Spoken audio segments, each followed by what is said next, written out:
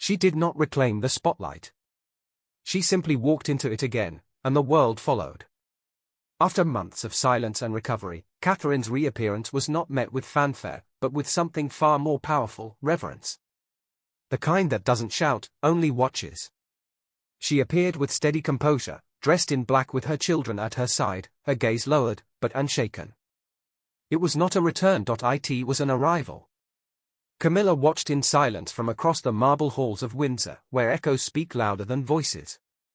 Her crown was intact, but something far more fragile had begun to slip, her grip on the nation's affection. She had spent decades earning acceptance, yet it took Catherine only moments to eclipse her with a look, a gesture, a silent nod to the public that had already crowned her in their hearts.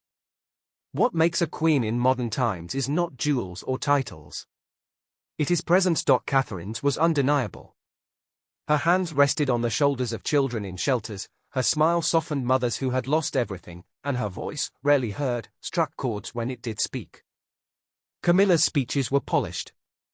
Catherine's silences were unforgettable. The monarchy didn't shift through declaration, but through perception. Every tabloid cover, every viral clip, every whispered conversation among royal aides began to form one clear truth: Catherine was not just beloved. She was necessary. Camilla had the throne. Catherine had the narrative, and in a world shaped by emotion, it was the latter that endured. Even Prince William, often stoic, seemed changed in her presence. At engagements, he glanced toward her not for reassurance, but confirmation, like someone who knew where the real gravity in the room was. Their unspoken glances no longer read as partnership, but power. As if the crown, which had been passed to Charles, was already listening to someone else. She did not undermine, she did not overthrow. She simply stood taller than the moment required, dressed in simplicity that felt like royalty reborn.